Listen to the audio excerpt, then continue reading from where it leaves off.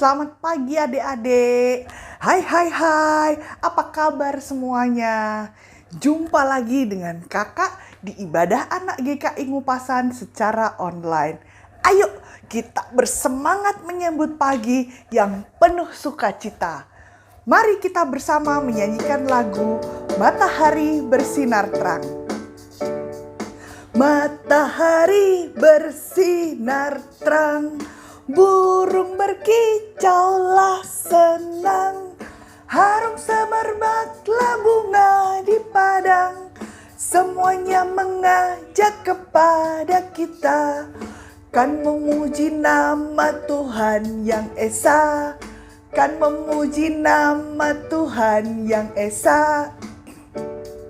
Matahari bersinar terang, burung berkicaulah senang, harum semerbaklah bunga di padang, semuanya mengajak kepada kita, kan memuji nama Tuhan yang esa, kan memuji nama Tuhan yang esa.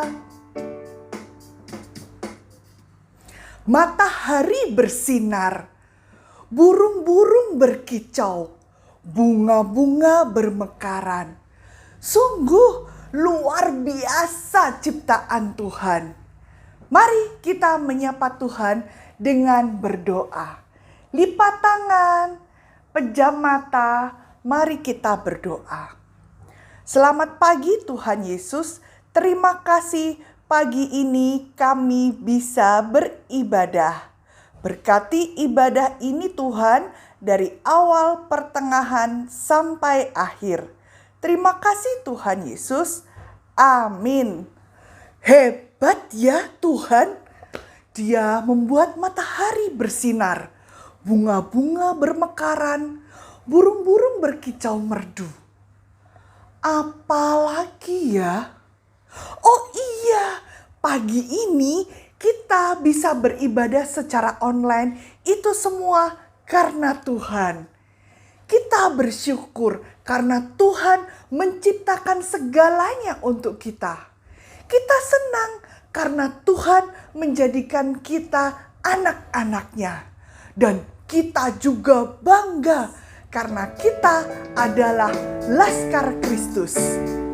Saya bukan pasukan berjalan, pasukan berkuda, pasukan menembak. Saya tidak menembaki musuh, tapi saya Laskar Kristus. Saya Laskar Kristus, siap. Saya Laskar Kristus, siap.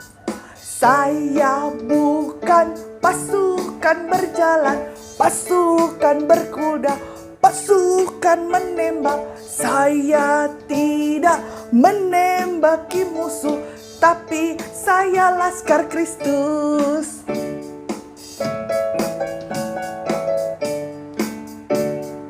Saya bukan pasukan berjalan, pasukan berkuda, pasukan menembak. Saya tidak menembaki musuh, tapi saya Laskar Kristus.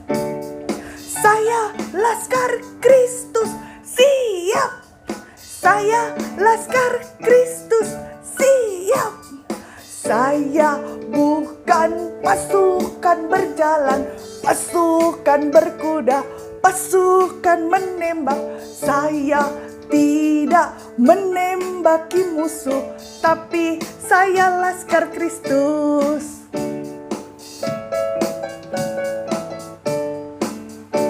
Iya adik-adik, kita bukan pasukan berjalan, bukan pasukan berkuda, apalagi pasukan menembak.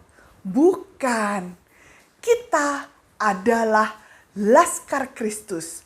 Hidup kita dipimpin oleh Kristus. Karena apa? Karena hanya Dia yang bisa memberikan kita kemenangan. Mari kita pujikan lagu Ku Menang. Ku menang bersama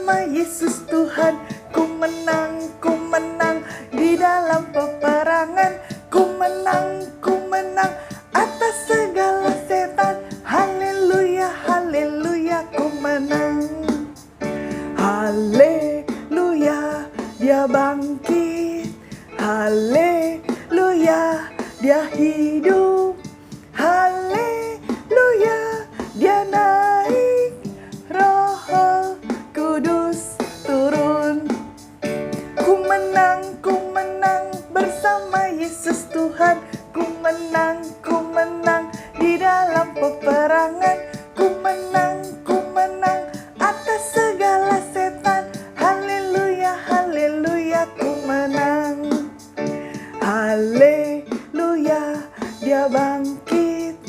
Haleluya, dia hidup. Haleluya, dia naik. Roh Kudus turun. Benar sekali adik-adik. Bersama Tuhan Yesus kita bisa menang. Kita bisa mengalahkan segalanya. Lalu kalau kita mengalahkan musuh, kalau kita bisa menang, apakah kita bisa menyuruh Tuhan bertindak sesuai keinginan kita? Tuhan, aku mau begitu. Tuhan, pokoknya aku mau begini. Apakah bisa seperti itu? Apakah boleh berlaku demikian? Mau tahu jawabannya? Mau tahu banget? Ayo kita dengerin cerita minggu ini bersama-sama. Selamat pagi adik-adik. Sudah siap sekolah minggu? Oke. Cerita hari ini diambil dari Lukas 8 ayat 40 sampai 42 dan juga ayat yang ke-49 sampai 56. Ceritanya tentang seorang bapak yang namanya Bapak Yairus. Nah, mungkin teman-teman sudah sering mendengar ya nama Bapak Yairus. Siapakah dia? Dia adalah seorang kepala rumah ibadah. Nah, seorang kepala rumah ibadah itu adalah seseorang yang dia sangat dikenal oleh masyarakat. Banyak orang yang mengenal Bapak Yairus ini dan jabatannya cukup penting sehingga banyak orang yang hormat kepadanya. Namun adik-adik, tanpa disangka-sangka dan tanpa malu-malu, Bapak Yairus ini datang kepada Tuhan Yesus dan sujud di hadapannya untuk memohon supaya Tuhan Yesus datang ke rumahnya. Wah, kenapa ya? Ternyata Bapak Yairus itu melakukan hal tersebut karena anaknya perempuan satu-satunya yang saat itu berumur 12 tahun sedang sakit keras adik-adik dan hampir meninggal. Wah, pasti ya setiap ayah pasti akan sangat sedih dan berusaha untuk melakukan apapun untuk anaknya. Tuhan Yesus pun memenuhi permohonan Bapak Yairus itu. Ia pergi bersama Yairus dan juga murid-muridnya menuju ke rumahnya. Namun saat dalam perjalanan, apa yang terjadi adik-adik? Seseorang dari keluarga Yairus menyampaikan berita bahwa, Pak Yairus, anakmu sudah mati. Jangan lagi engkau menyusahkan guru. Guru yang dimaksud adalah Tuhan Yesus adik-adik. Tetapi Tuhan Yesus yang mendengar perkataan itu berbicara kepada Yairus. Jangan takut, percaya saja bahwa anakmu akan selamat. Loh, Tuhan Yesus berkata bahwa anakmu akan selamat. Tetapi keluarga dari Bapak Yairus menyatakan bahwa anaknya sudah meninggal adik-adik. Nah, Tuhan Yesus dan juga Bapak Yairus serta murid Tuhan Yesus berjalan tetap menuju ke rumah Bapak Yairus. Nah, setibanya di rumah Yairus, Yesus melihat semua orang menangisi anak perempuan itu. Tetapi Yesus berkata bahwa jangan menangis, ia itu tidak mati, tapi ia sedang tidur. Wah, orang-orang yang mendengar hal tersebut malah menertawakan Tuhan Yesus adik-adik, karena mengira bahwa Tuhan Yesus itu nggak tahu apa yang sedang terjadi. Nah, kemudian Tuhan Yesus masuk ke dalam kamar. Dan Tuhan Yesus tidak mengizinkan orang lain selain Bapak Yairus dan juga istrinya untuk datang ke kamar tersebut. Lalu Yesus memegang tangan anak itu dan berseru, "Hai anak, bangunlah." Apa yang terjadi adik-adik? Ya adik-adik, seketika itu kembalilah roh anak itu dan ia pun bangkit berdiri adik-adik. Anak dari Bapak Yairus tadi bangkit berdiri dan dia hidup kembali. Kemudian Tuhan Yesus menyuruh orang tuanya untuk memberikannya makan. Nah, tentu saja hal ini membuat orang tuanya sangat gembira. Bapak Yairus dan juga istrinya sangat gembira. Namun mereka juga bingung dan terheran-heran begitu. Tetapi Yesus melarang untuk memberitahukan kepada siapapun tentang apa yang terjadi hari itu, adik-adik. Nah, adik-adik, dari cerita hari ini kita bisa belajar dari Bapak Yairus, ya. Jadi Bapak Yairus memberikan contoh yang baik kepada kita bahwa kita harus belajar untuk bersikap rendah hati dan dalam memohon kepada Tuhan. Saat kita berdoa kepada Tuhan, kita tidak boleh memaksa Tuhan. Nah, meskipun Bapak Yairus ini adalah seorang yang terpandang dan juga memiliki jabatan yang tinggi, tapi ia tidak sombong, adik-adik. Tidak memaksa Tuhan Yesus untuk melakukan sesuatu. Tetapi sebaliknya, dengan rendah hati, dia bisa memohon kepada Tuhan dengan belas kasihan. Dan bahkan merendahkan dirinya sampai tersungkur di hadapan Tuhan. Nah, sikap semacam ini yang Tuhan inginkan untuk kita lakukan, adik-adik. Saat kita meminta atau memohon kepada Tuhan dalam doa, Tuhan juga ingin kita tidak boleh memaksa Tuhan, gitu ya. Jadi kalau misalkan, Tuhan, aku mau mainan ini. Setelah adik-adik berdoa, selang seminggu Tuhan belum berikan. Terus marah sama Tuhan, Tuhan, kenapa aku nggak diberikan mainan itu? Boleh nggak seperti itu? Enggak ya adik-adik ya. Kita boleh meminta apapun sama Tuhan, tetapi biarkanlah Tuhan yang mengabulkan permohonan kita dan juga harapan kita sesuai dengan keinginan Tuhan dan juga cara-cara Tuhan. Nah adik-adik, cerita hari ini mengajarkan kita untuk rendah hati dan juga kita mau berharap kepada Tuhan, tetapi tidak boleh memaksakan kehendak kepada Tuhan. Oke? Mari kita berdoa. Tuhan Yesus, terima kasih atas segala berkat dan penyertaan-Mu hingga saat ini. Tuhan, banyak sekali doa dan juga permohonan yang kami panjatkan di dalam doa kami, tapi kami percaya Tuhan, bahwa Tuhan tahu yang terbaik buat kita, buat kami, dan juga Tuhan tahu mana yang Tuhan akan berikan buat kami, dan itu akan menjadi yang terbaik buat kami. Terima kasih Tuhan untuk semuanya, ajar kami untuk selalu rendah hati, untuk selalu bersyukur dengan apa yang sudah Tuhan berikan buat kami. Terima kasih Tuhan, dalam nama Tuhan Yesus kami sudah berdoa. Amin. Adik-adik yang terkasih, Tuhan sangat baik kepada kita. Tuhan bisa membuat apa saja, seperti lagu Allahku besar, kuat, dan perkasa.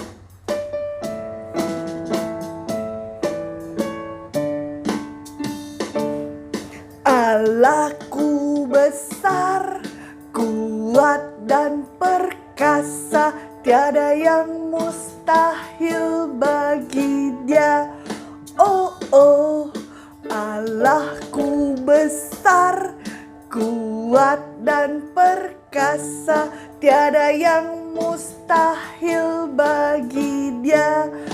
Oh, oh, gunung miliknya, sungai miliknya, bintang-bintang ciptaannya. Oh, oh, Allahku besar, kuat dan perkasa, tiada yang mustahil baginya.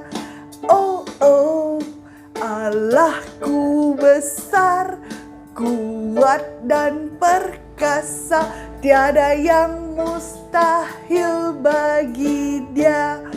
Oh, oh, Allahku besar, kuat dan perkasa, tiada yang mustahil bagi Dia. Oh, oh, gunung miliknya, sungai miliknya, bintang-bintang ciptaannya. Oh, oh, Allahku besar, kuat dan perkasa, tiada yang mustahil baginya. Oh, oh, sekalipun Tuhan sangat baik dan membolehkan kita untuk meminta apa saja, namun bukan berarti kita bisa bersikap seenaknya terhadap Tuhan. Apalagi sampai memarahi Tuhan ketika keinginan kita tidak terwujud. Bukan seperti itu. Tuhan mau kita datang berharap kepada Tuhan dengan sikap hati yang tulus dan merendah. Kakak akan mengajak adik-adik semuanya bernyanyi lagu Jika Jiwaku Berdoa.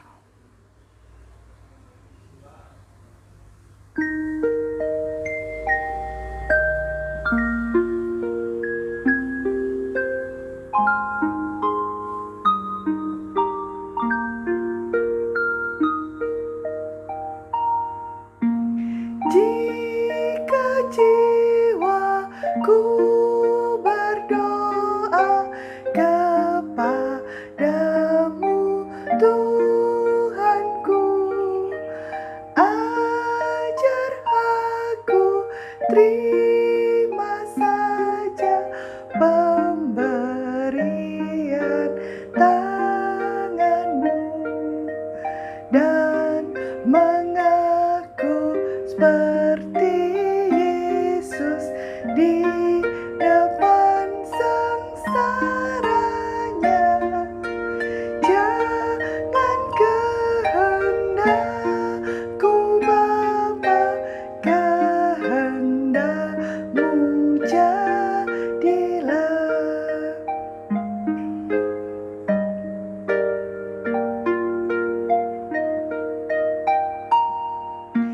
Jika jiwaku berdoa kepadamu Tuhanku, ajar aku terima saja pemberian tanganmu dan mengaku seperti Yesus di depan sengsaranya.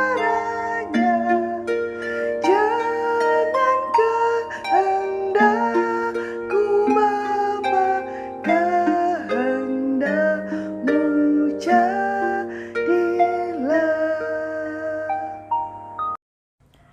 Untuk adik-adik kelas kecil, alat dan bahan yang digunakan untuk membuat aktivitas antara lain gunting, pensil warna atau spidol, dan pola anak perempuan yang sudah di-print seperti ini. Polanya akan dibagikan ke grup WA kelas masing-masing ya. Nanti minta tolong mama atau papa untuk mengeprint pola gambar anak perempuan ini. Cara membuatnya adalah kita akan menggunting pola anak perempuan yang sudah di-print ini mengikuti gambar yang sudah tersedia seperti ini. Nah, ini digunting semuanya mengikuti pola, termasuk yang bagian tengah ini. Kalau kesulitan bisa minta tolong mama atau papa. Nah, setelah digunting sesuai pola, maka adik-adik bisa mewarnai dengan pensil warna atau spidol. Kebetulan kakak punya yang sudah jadi seperti ini.